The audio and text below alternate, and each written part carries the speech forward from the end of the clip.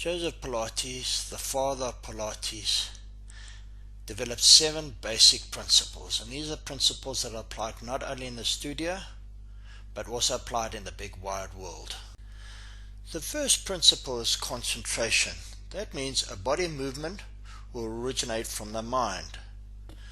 So the instructor will ask the client to execute the exercise and then ask which of the muscles they feel working or engaging. If the client says that they feel muscles A, B, C, the instructor will ask the client to do the exact same exercise but to concentrate and to isolate muscles, rather X, Y, and Z. When one maps on the brain which muscles occupy what part of the brain, it has been found that the muscles used for finer detail occupy a greater surface area of the brain. That is why when the Pilates student provides a lot more detail when executing an exercise, this results in more nerves and a greater properties of the brain being stimulated. Therefore, concentration and focus enables one to isolate the muscles and to fine-tune their movements, encouraging the body to reach its full potential. The second principle is centering. The area we're looking for is the physical point between the sternum and the pubic bones. This will help to improve the strength and endurance of the body by centering the body. Many people assume that the six-pack or rectus abdominis in medical terms is the core of the body, which is actually incorrect. Six-packs only has about a 10% stability function of the torso.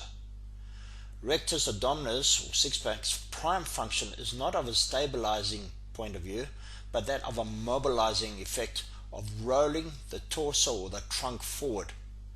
The most important stabilizing muscles we refer to are the 3 muscles which surround the abdomen, comprising of the outer layer, which is the external oblique muscles. Then there's a middle layer called internal oblique muscle, and then there's a deeper layer called transverse abdominis. Now research has shown if one wants to move any of your body part, be it your leg or arm, head or anything, the first stabilizer that ever fires first is the transverse abdominis.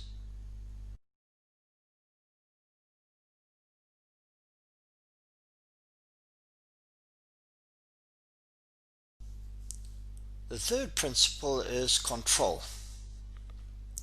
Here the Pilates student has to learn how to control all movements while maintaining a strong, firm center. People find it very easy to hold their core, but the minute they have to execute an exercise using, for example, an arm or a leg, then the core goes very flaccid. So the Pilates student has to learn correct postural load while maintaining the increased load in Pilates exercises, which can be very difficult. Therefore, every millimeter of execution must be accounted for.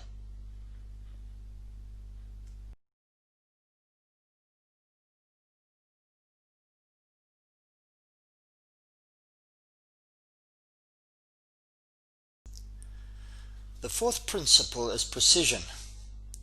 Here the Pilates student must learn to work smarter and not harder.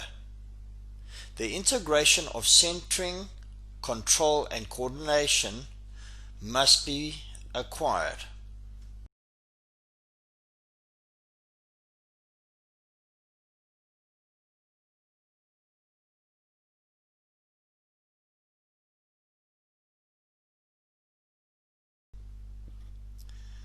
As for example in the push-up, when the student uses what we call in Pilates the powerhouse, which is one's buttocks, abs and inner thighs, many students are very startled to find that they no longer feel any pain or discomfort or strain in the lower back or necks. But the student will be pleasantly surprised to find that yet they have a lot more power in their arms. Number 5 is a flowing movement. One should learn how to work more smoothly and more efficient. If one executes a movement too fast, then one can either initiate the wrong subconscious program or hurt oneself. Yet many Pilates emphasize very slow movements. The problem is that in the big wide world we do not operate at 5 kilometers an hour. Therefore, after a couple of lessons, one has to increase the speed to reprogram the subconscious mind to engage the powers at 80 kilometers an hour, and there is no need to teach one's body to operate at 150 kilometers an hour.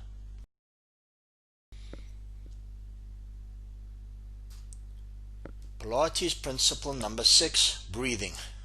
Certain breathing techniques of inhale and exhale with regards to maximizing total effect of the core while exercising. However, some people master the breathing and then lose the technique. Some people master the technique but loses the breathing. When Joseph Pilates was asked what was more important, technique or breathing, he always emphasized that the technique comes always first. The student should just breathe as efficiently and effectively as possible and not to pass out.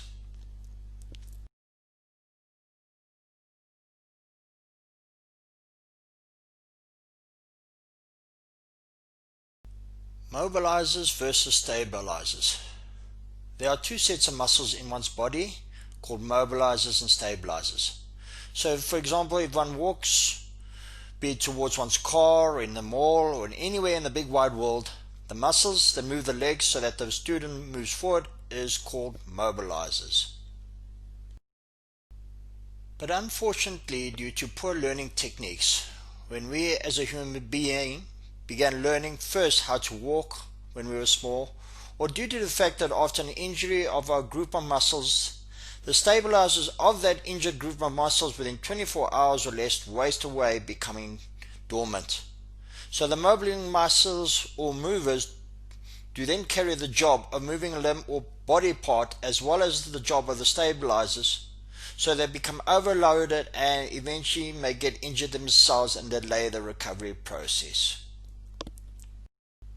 Mobilizing muscles. These muscles make big movements. They move limbs around.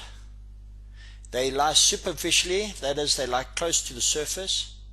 They're a lot longer muscles, yet they do fatigue quicker.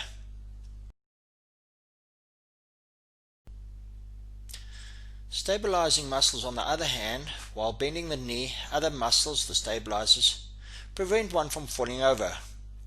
They work for long periods of time, therefore they need endurance. They lie deep in the body and they are shorter in length.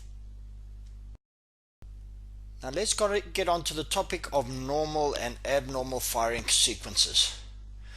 A group of scientists did some experiments and found that certain groups of muscles work together and therefore called them slings.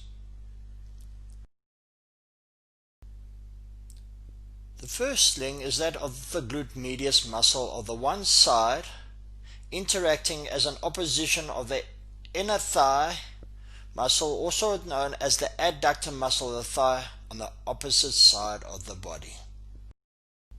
We are all familiar with regards to glute maximus, or the big butt muscle, but behind it we will find its glute medius.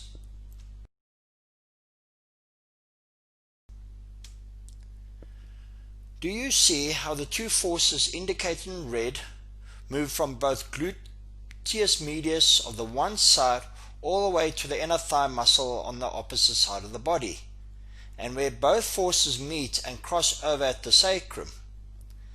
90% of the clients I see hardly have a glute medius muscle due to it being wasted away from lack of use, or they do have the glute medius muscle, yet they are too lazy or can't be bothered integrating the muscle into everyday use, which is so very common.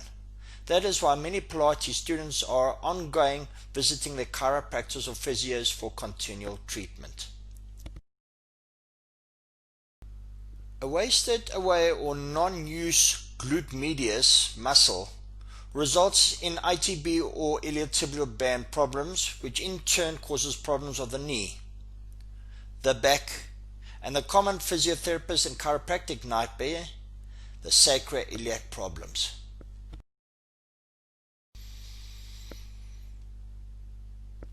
The second sling is that between the three corset muscles that surround the abdomen and the opposite adductor thigh muscles or inner thighs on the opposite side.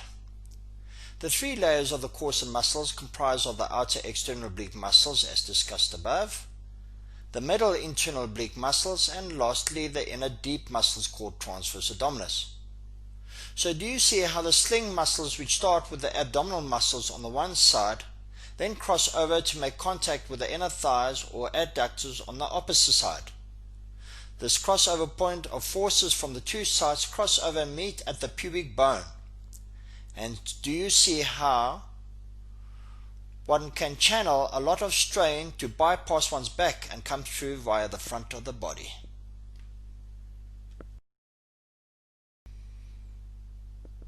That is why it is imperative to stand correctly.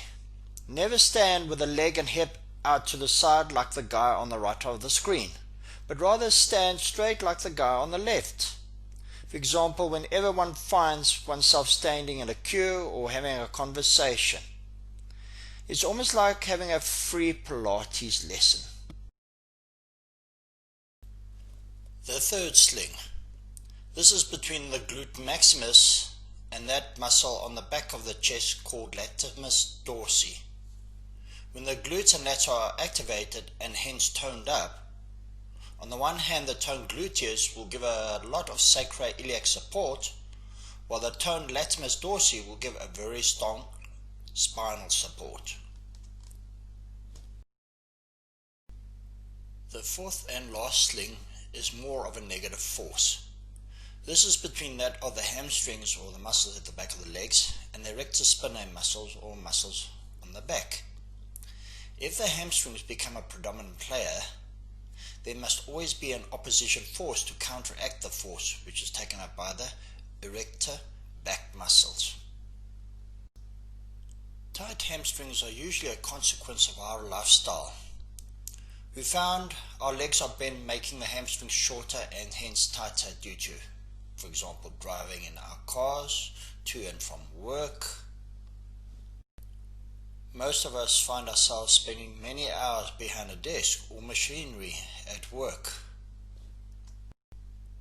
Or when we go to bed, while lying in bed at night, we curl up with our knees bent and again shortening out the hamstrings. In Pilates, one of the most important factors for a good quality life is correct body biomechanics, which means correct muscle activation system. The remaining illustrations are examples of muscle activation systems of the body. The first and correct one is that where the firing of the muscles begin in the hamstrings and the glutes, but where the predominant initiator should be the glutes. First the glutes and a little bit of the hamstrings are activated, followed then by the opposite lower lumbar muscles, which then crosses over to the opposite lower lumbar muscles. Then the activation moves up to the muscles of the middle of the back before crossing over and ending on the opposite middle back muscles. The first incorrect muscle activation system starts in the hamstrings and ends up in the trapezius muscle marked number 6 in the neck. The second incorrect muscle activation system also is similar to the first incorrect muscle system, although it also begins in the hamstrings and landing finally in the neck muscles, yet following a different route. The third and last incorrect firing muscle activation system is a bit different, as this time it starts in the neck and moves its way all the way down, eventually landing up in the hamstrings. So what can initiate the last incorrect muscle activation sequence, which is stress. What is the first thing people do when under stress? One's shoulders are drawn up to one's ears by activating the trapezius muscle, amongst many other muscles as well. When the trapezius are activated, eventually the hamstrings are engaged and the gluteus muscle starts to waste away.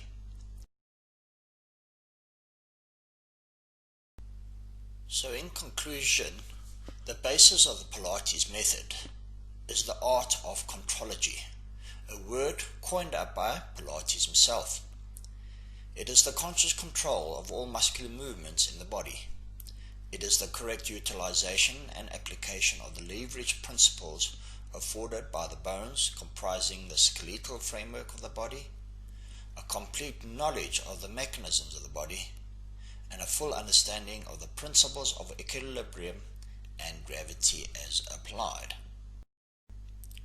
So in conclusion, in order for an individual to seek out a good quality of life and to get the most out of one's own body, no matter what the age, an athlete needs appropriate optimal functional movement and must be able to demonstrate good body control, movement and awareness throughout numerous positions, in which Pilates is a leader in this field.